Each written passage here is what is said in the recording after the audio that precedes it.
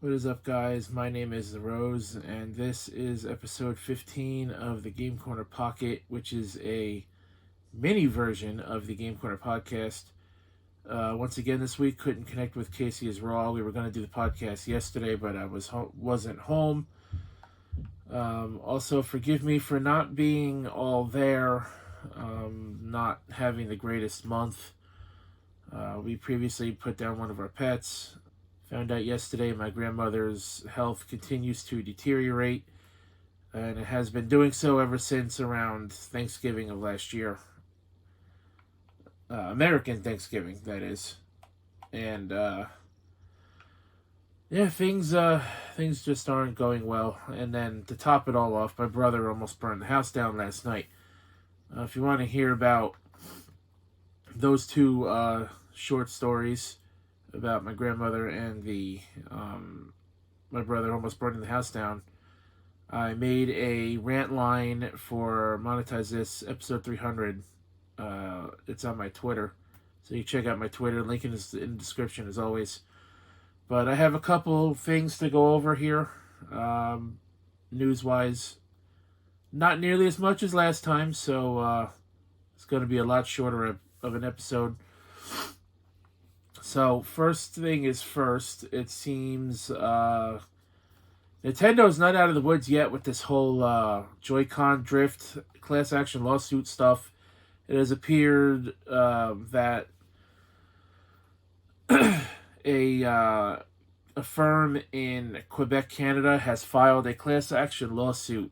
So, Lambert Advocate Incorporated submitted a Nintendo Switch Lite Pro controller and Joy-Con drift class action lawsuit in Quebec, Canada. The law firm is hoping to file a suit for restrictions, suggesting that the analog stick drifting during normal use was a hidden defect that violated terms in the Consumer Protection Act. The firm is now collecting additional information from other people possibly dealing with the issue, and waiting for a Superior Court of Quebec judge to authorize the proceedings. The Lambert Advocates questionnaire asks fairly typical questions. For example, it asks if people have a Switch, if they had to deal with Joy-Con drift, if Nintendo ended up involved, or they had to buy new controllers, and if people had any video footage of the controllers or systems problems. It also allows people to sign up for an email list to receive additional updates. Joy-Con drift class action motions and lawsuits have been filed for a few years now. For example, one was filed back in July 2019 with the Switch Lite even added to it. However, we've also seen these sorts of cases dropped and sent to arbitration. Lambert Advocate Incorporated is now accepting additional registration forms and said it will offer updates on the potential Joy-Con drift class action suit on its Facebook page. So, Nintendo has been dealing with this for a while. At first, when people were complaining of Joy-Con drift, Nintendo was basically like lulled by new controllers. They were not offering really any kind of solution whatsoever. Actions were then taken, and Nintendo eventually offered free fixtures for their Joy-Cons. And I would imagine Switch Lites. I have personally never heard of the Switch Lite having Joy-Con drift, but I'm sure it's possible. So, looks like Quebec is getting in on this action, and other cases have been dropped. I think if Nintendo is willing to work with consumers, fix their consoles when they experience a problem, I don't think that this is going to really go anywhere. But yeah, this has been going on for a couple of years now, so it's really not new news, but it's new in terms that a new lawsuit was filed.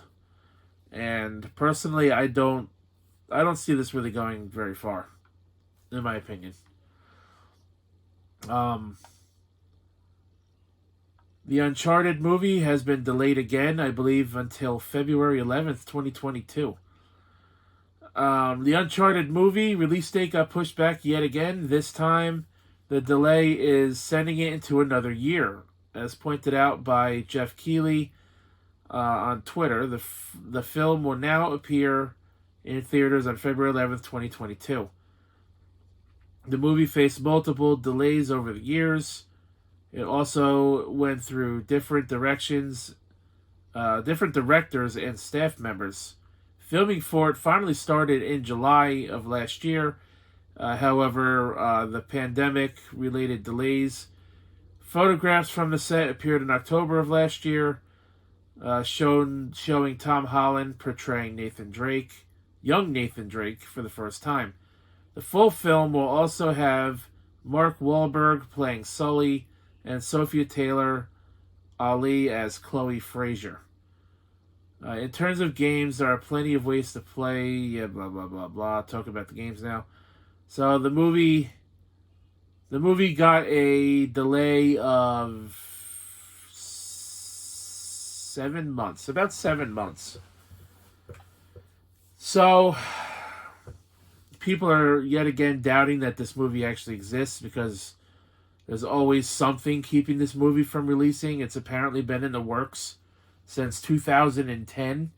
So this movie's been in development hell for going on 11 years now. Obviously, the pandemic has shut a lot of things down. It has delayed a lot of things. A lot of video games got delayed. Shortages happened on a lot of electronics and other things. The postal services got backed up. Other shipping companies got backed up. So it's, this is the cause of that. They had to shut down filming for quite a while. Hopefully this film does actually see the light of day. Hopefully it doesn't get delayed again. I'm interested in it. I have been a fan of the Uncharted games. I've played every single one of them. Hoping that this movie does come out. I do plan to see it.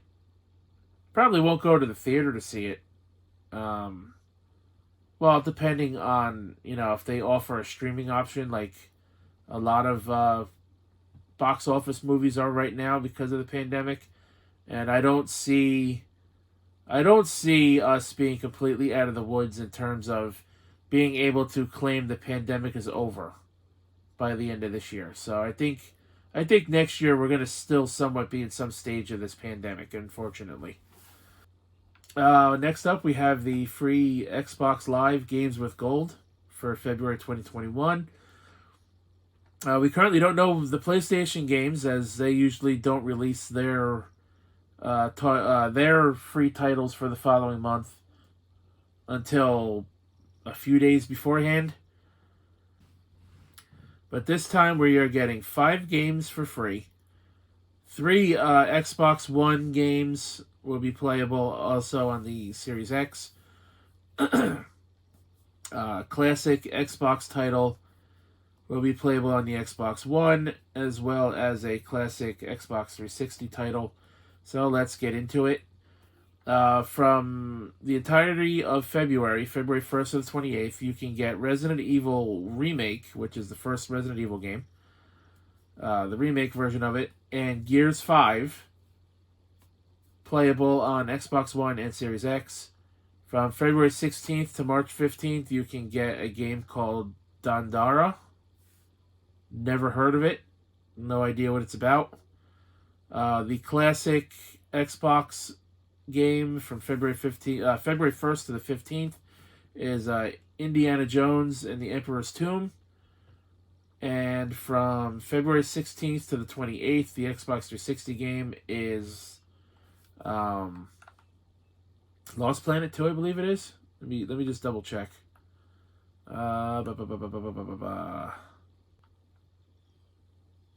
Yes, Lost Planet 2. So, not a terrible lineup. I mean, you get 2 big games, technically 3. I've never heard of Dandara, so I can't speak on that game. Lost Planet 2, and you get Indiana Jones. So, Not a terrible deal. It says you could save about 100. I don't know why I'm yawning. Says here you could save about $105 by getting all 5 of these games when they are free during the month of February. So, $105 worth of games for free, that's pretty good to me. I have Gears 5. I have still yet to finish it despite having it for 2 years now. Or was it a year? 2 years? Did I get it last year or the year before? I don't remember now. Either way, I haven't finished it yet, but it is a decent game. I can't speak on the others. I'm not a Resident Evil fan. But I know a lot of people said it was a pretty good game, so. Next up, speaking of Resident Evil, Capcom held a Resident Evil showcase a few days ago, and there was quite a bit of news released for Resident Evil Village, or Resident Evil 8, whatever you want to call it. It's pretty much referred to under both names.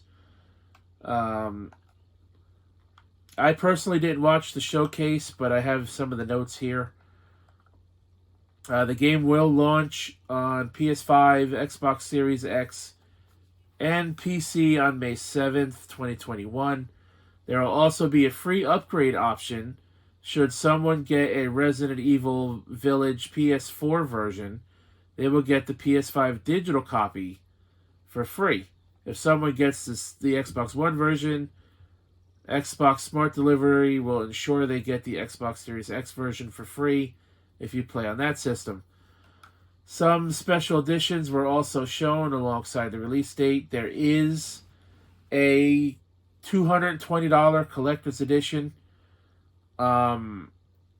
You get a steelbook, you get a Chris statue, the collector's box, you get an art book, you get a trauma pack, trauma deluxe pack, and you get a poster. Doesn't sound like it's worth $220, but I do know figures tend to be pretty expensive, depending on who is making and selling them. I know figures can range from anywhere from like $50 and upwards of a few $100s. So, on paper it doesn't sound like it's worth $220, but maybe it is. I don't know how much that figure costs. You can get the Resident Evil Village Standard Edition. The Deluxe Edition comes with a trauma pack that gives people things like an Albert 01 Chris gun, a found footage filter, max difficulty, Mr. Everywhere, safe room music, save device, and something called The Tragedy of Ethan Winters. The Resident Evil Village Collector's Edition will also come, as I mentioned, with the Chris Redfield figure, a poster, an art book, a steel case, and the trauma pack. The game will release again May 7th, 2021. And it also appears there's going to be an online mode included in the game called Resident Evil Reverse, whatever that is. I wish my nephew would stop yelling, because I'm sure it's getting picked up on the microphone. Last but not least, we are going to talk about how Xbox... Well, actually, not last but not least. I do have one more thing to talk about. But let's talk about how Xbox completely pissed off their fan base. And then they ran damage control about 12 hours later. So originally, Xbox was going to raise the prices of the Xbox Live service. They were going to raise 1 month by $1, so it would have been $11. 3 months would have went up to $30. 6 months would have went up from $50 to $60. And they got rid of the 1 year $60 offering altogether. This was in an effort to push people to convert their Xbox Live into Xbox Game Pass Ultimate, which then they would have everything. But fans got pissed off. Basically, 1 year of Xbox Live Gold would have doubled in price, having to get 2 6-month subscriptions in a year, which doubling the price is kind of fucked up. I mean, it's really fucked up. I'm glad they reversed their decision. I have the tweet, on the screen. I'm going to paraphrase it. It says, we strive to reach the player base, whatever. They said today we missed the mark. And they have reversed their decision and have decided to cancel the price increases. And they also said, which actually I like this, they are going to remove the Xbox Live Gold requirements for all free-to-play games going forward. This will take effect in a matter of months. They're going to release more details on that. They said they are starting work on that immediately, which is good for me because I don't really play much Xbox. And there's one game right now that I really want to play a lot, and that's Phantasy Star Online 2.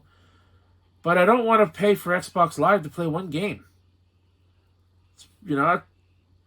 That's fucking lame.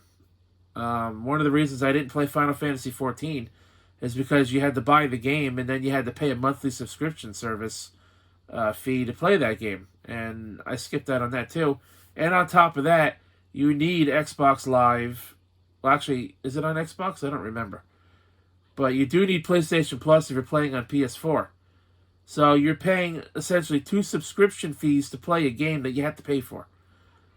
So I'm glad they're doing away with the requirement for free-to-play games. That actually will come right in time for the upgrade for Phantasy Star Online 2, which will be the new Genesis. So, yeah, that's going to be quite helpful for me. Xbox was running damage control. I could see and I could understand if they want to raise their 1 month service $1, they want to raise the 3-month service by $5.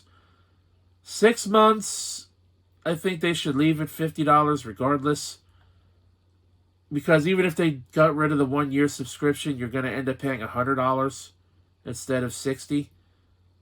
So either way, that's still a $40 increase on a 1 year amount of Xbox Live service. They were going to allow current 1 year subscribers to re-sign up for a new subscription at the $60 price tag for another year. They didn't say how many times people were going to be allowed to do that. I would imagine it would only be once. Netflix kind of did a similar thing where they notified everybody that there's going to be a price increase, and the price increase only affected new subscribers right away, and current subscribers got an extra 3 months at the current price before they raised it. So, kind of like what Nintendo was doing. Like I said, I don't really agree with it. I'm glad they reversed the decision. So, they definitely ran some damage control, that's for fucking sure. A lot of fans are pissed off. Not a good time for Xbox. They had a pretty bad day yesterday. Last but not least, for sure this time, Cardfight Vanguard also had a showcase the other day in English called the Vanguard Overdress announcement. Vanguard Overdress is the story of Cardfight Vanguard 3,000 years into the future. Clans are now going to be empires. So instead of having 24 clans, you're going to have 5 empires, which is going to, host all of the different clans. And then there's going to be a 6th empire eventually. So right now, Bermuda Triangle is twisting in the wind. Right now, Bermuda Triangle is not going to get any support for a while, which kind of sucks because that's one of the clans I play. The game is getting a complete revamp. The rules are changing. The way you play the game is going to change quite a bit. There's going to be a third format, so now you're going to have Standard, which is going to be D Series Vanguard for D for overdress. Then you're going to have Premium V Standard Vanguard. And then there's going to be Premium where anything goes. No matter what card, no matter what cards you play, clans, nations. You can mix clans and nations together. They're releasing a new trigger called the Over Trigger, which is kind of like a perfect guard. If you damage check it, it acts like a perfect guard and grants your Vanguard 100 million power. And each nation is going to have their own Over Trigger. You're only going to be allowed one per deck. Each one will have a different effect when it's checked on a drive check. But every one of them will act the same on a damage check. You nullify the damage as if it was a perfect guard, and you grant your unit, your Vanguard unit, 100 million power. The drive check will always have the grant your Vanguard 100 million power, which, again, pretty much acts like a perfect guard. You know, almost. Either way, but not quite. They reviewed the first 5 booster packs, the first 5 booster starter decks. Each deck is going for $4. So you can get all 5 of them for $20, which is something I'm very interested in doing. And then there's going to be a booster pack, the very first booster pack in the new series, releasing a week later. The starter decks release on May 14th. The booster pack will release on the 21st. The booster pack will support all 5 nations in one pack. Well, in one box, I should say. You know, the packs will have support for all 5 nations. And if you buy a certain set, you'll also get a free Over Trigger for your deck. So I tried looking online though for pre-orders, and there's like no places that are offering a pre-order aside from a place called Ideal 808, which is Ideal DEAL 808.com. But they are mainly offering bundles, so in order for you to pre-order, you're going to be paying out the ass, unfortunately. There's also going to be a Vanguard overdress anime. That's going to premiere in April. There's going to be a sneak preview of it in March, at the end of March. An English dub has been confirmed. However, there's no details, to be shared from that right now. That's the gist of that. So, you can find that if you look up Vanguard overdress on YouTube. And, the same thing with the Resident Evil thing. If you look up like Resident Evil Village Showcase or whatever, you can find that stuff on there. I didn't go over, all the details of those showcases. Like I said, I didn't watch the Resident Evil one. I did watch the Vanguard one. It looks interesting. I'm kind of up in the air with some of these new changes.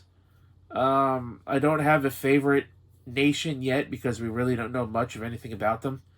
Although we do know which clans are going to be in which nation, which is pretty much the only thing we know right now.